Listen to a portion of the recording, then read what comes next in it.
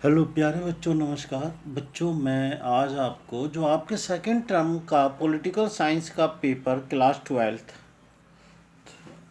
तो इसके बारे में आपको बताने जा रहा हूँ। प्यारे बच्चों, सबसे पहले हमें पूरा पेपर का पैटर्न पता होना चाहिए कि आपका जो सेकंड टर्म का पेपर आएगा इसको 3 भागों में विभाजित किया गया है। सेक्शन ए, सेक्शन बी और सेक्शन सी। तो सेक्शन ए में प्यारे बच्चों 8 प्रश्न आएंगे, प्रत्येक प्रश्न 2-2 नंबर का होगा। और सेक्शन बी में आपको 3 प्रश्न करने हैं, प्रत्येक प्रश्न 4-4 अंक का होगा।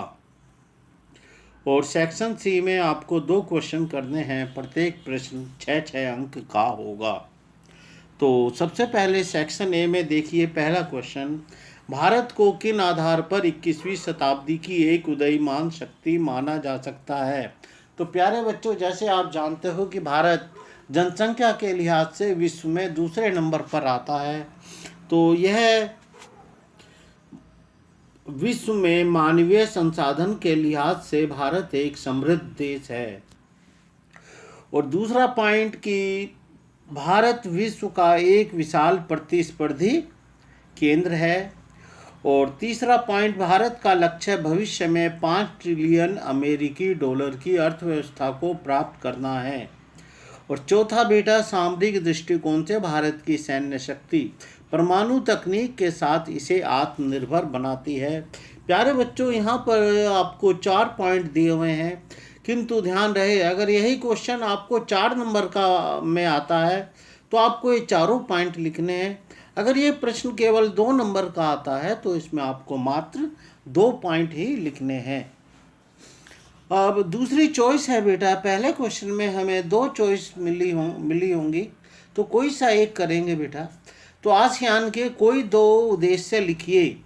तो यहाँ पर देखिए बच्चों, क्षेत्रीय शांति और स्थायित्व को सुनिश्चित करना, क्षेत्र के आर्थिक, सामाजिक, सांस्कृतिक और सहयोग को बढ़ावा देना, कृषि, उद्योग, व्यापार, आवागमन और संसार के विस्तार के लिए सक्रिय रूप से साझेदारी करना, और समान उद्देश्य वाले अंतर्राष्ट्रीय और क्षेत्रीय संगठनों के साथ बेहतर संबंध बनाना। तो प्यारे बच्चों, यहाँ पर आपको कोई से 2 उद्देश्य लिखने हैं।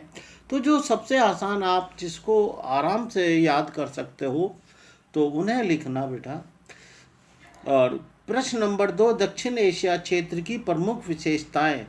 तो प्यारे बच्चों, ये जो दक्षिण एशियाई क्षेत्र है इसको हम भारतीय उपमहाद्वीप भी बोलते हैं बेटा। यह विश्व का जनसंख्या बहुल्य वाला क्षेत्र है। इस क्षेत्र के देश विकासशील देशों की श्रेणी में आते हैं और यहाँ की अर्थव्यवस्था कृषि प्रधान है। भारत इस क्षेत्र का एक प्रमुख देश है। और 5वां पॉइंट, इस क्षेत्र के देशों ने अपने क्षेत्र के विकास के लिए सार्क नामक संगठन की स्थापना की है। प्रश्न नंबर 3, भारत में किन मुद्दों पर विभिन्न दल आपसी सहमति दर्शाते हैं। किन्हीं 2 मुद्दों को लिखिए। तो प्यारे बच्चों, पहला जो मुद्दा है आर्थिक नीति पर सहमति। दूसरा मुद्दा है कि देश के प्रशासन के मुद्दों में प्रांतीय दलों की भूमिका की स्वीकृति, अर्थात जो देश का शासन है उसमें जो क्षेत्रीय दल होते हैं उनकी भूमिका की स्वीकृति। प्रश्न नंबर 4, गठबंधन सरकार से आप क्या समझते हैं। तो प्यारे बच्चों, जब चुनाव के बाद किसी दल को स्पष्ट बहुमत नहीं मिलता है तो 2 या 2 से अधिक दल मिलकर सरकार बनाते हैं। ऐसी सरकार को गठबंधन सरकार कहते हैं। प्रश्न नंबर 5, एकात्म मानववाद का दर्शन किन 3 सिद्धांतों पर आधारित है। तो प्यारे बच्चों, ये जो एकात्म मानववाद है का दर्शन, यह पंडित दीनदयाल उपाध्याय जी के द्वारा प्रतिपादित किया गया था और यह 3 सिद्धांतों पर आधारित है।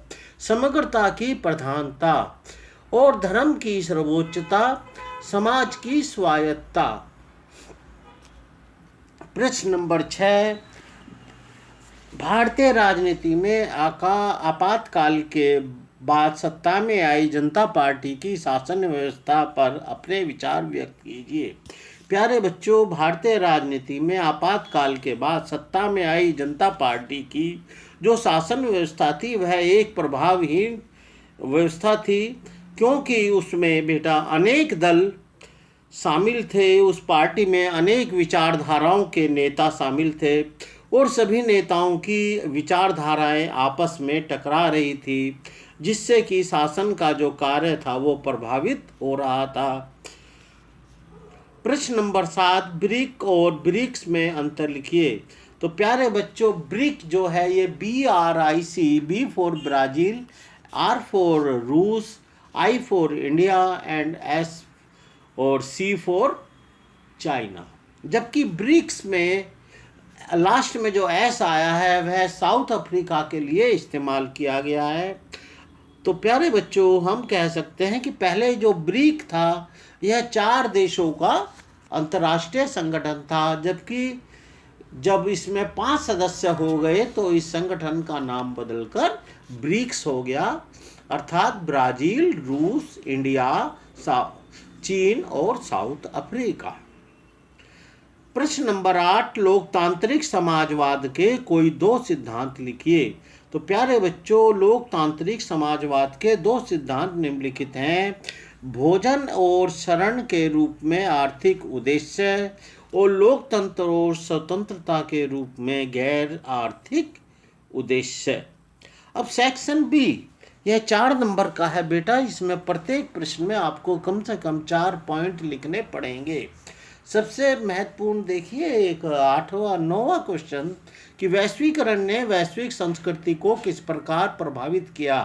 तो प्यारे बच्चों, वैश्वीकरण से सांस्कृतिक समरूपता आई है, प्रत्येक देश की संस्कृति की मौलिकता प्रभावित हुई है और सांस्कृतिक संस्कृतियों में पश्चिमी संस्कृति के प्रभाव में वृद्धि हुई है। सांस्कृतिक वैभवीकरण को बढ़ावा मिला है। प्रश्न नंबर 10, भारत में एक दलीय व्यवस्था के स्वरूप और अन्य दलों से इसकी भिन्नता को स्पष्ट कीजिए। प्यारे बच्चों, स्वतंत्रता के पश्चात भारत में एक लंबे समय तक एक दल यानी भारतीय राष्ट्रीय कांग्रेस का शासन रहा। इसके लिए भारत का ऐतिहासिक परिप्रेक्ष्य, चुनाव प्रणाली, दल की विचारधारा व उसका व्यापक सामाजिक आधार उत्तरदायी था। अन्य देशों से इसकी भिन्नता, चीन, क्यूबा, सीरिया में संविधान के द्वारा ही एक दल को अनुमति दी गई है। म्यांमार, बेलारूस व इरिट्रिया में कानून व सैन्य उपायों के तहत यह प्रभुत्व कायम हुआ। मैक्सिको में PRI पार्टी का शासन रहा। इन सब के विपरीत भारत में परिस्थितियों के फलस्वरूप एक दलीय व्यवस्था का शासन रहा। अर्थात हम कह सकते हैं प्यारे बच्चों कि जो आरंभ में भारत में अनेक राजनीतिक दल थे, किंतु वो सभी प्रभावहीन थे और कांग्रेस के आगे सभी पार्टियां बच्चों बौनी दिखाई देती थी। प्रश्न नंबर 11, विश्व के दिए गए मानचित्र में A, B, C और D से 4 देश दर्शाए गए हैं। दी गई जानकारी के आधार पर इन देशों की पहचान कीजिए और अपनी उत्तर पुस्तिका में निम्नलिखित तालिका के रूप में लिखिए। तो प्यारे बच्चों, इसको आप अपने नक्शे पर इनको दिखाइए। प्रश्न नंबर 12, वैश्वीकरण ने विश्व को आर्थिक रूप से किस प्रकार प्रभावित किया। 3 प्रभावों का वर्णन कीजिए। तो बेटा, वैश्वीकरण के कारण आर्थिक प्रवाह में वृद्धि हुई है। FDI के कारण एक देश का बुनियादी ढांचा बेहतर हो जाता है और इसका विकास भी शुरू हो जाता है। यह प्रत्यक्ष विदेशी निवेश और तकनीकी नवाचार को बढ़ाने में मदद करता है। वैश्वीकरण के कारण विश्व के अधिकांश देशों की एक दूसरे पर निर्भरता में वृद्धि हुई है। पूंजी और संसाधनों की उपलब्धता अधिकांश देशों को सुलभ हुई है। वैश्वीकरण के कारण विश्व में अमीर व गरीब के अंतर में वृद्धि हुई है। अथवा बेटा कि वैश्वीकरण के युग में भारत किस प्रकार 5 ट्रिलियन अमेरिकी डॉलर अर्थव्यवस्था के लक्ष्य को प्राप्त कर सकता है। अपने विचार व्यक्त कीजिए। तो प्यारे बच्चों, इसको आप अपनी पाठ्य पुस्तक में देख के कर सकते हो कि सबसे पहले उद्योग धंधों को बढ़ावा देना बेटा, और पूंजी का रोक टोक प्रवाह, और तीसरा अधिक से अधिक रोजगार उपलब्ध कराए। चौथा बेटा जो भारतीय अर्थव्यवस्था है उसमें कृषि पर कम से कम निर्भर हो। और चौथा पॉइंट बेटा स्वदेशी वस्तुओं का अधिक से अधिक उपयोग हो। अब प्रश्न नंबर 13, NDA 4 से आप क्या समझते हैं? इसके द्वारा अपनाए गए किन्हीं दो महत्वपूर्ण एजेंडों के विषय में लिखिए। प्यारे बच्चों, NDA यानी नेशनल डेमोक्रेटिक अलायंस, राष्ट्रीय लोकतांत्रिक गठबंधन के नाम से जाना जाता है।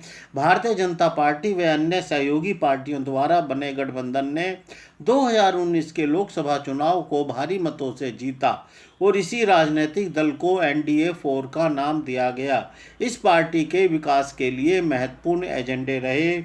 2014 के पश्चात भारतीय राजनीति में एक बड़ा परिवर्तन जाति व पंथ आधारित राजनीति का विकास व सुशासन उन्मुख राजनीति की ओर स्थानांतरण है। सबका साथ सबका विकास के साथ अपने पूर्व इच्छित लक्ष्य के साथ राष्ट्रीय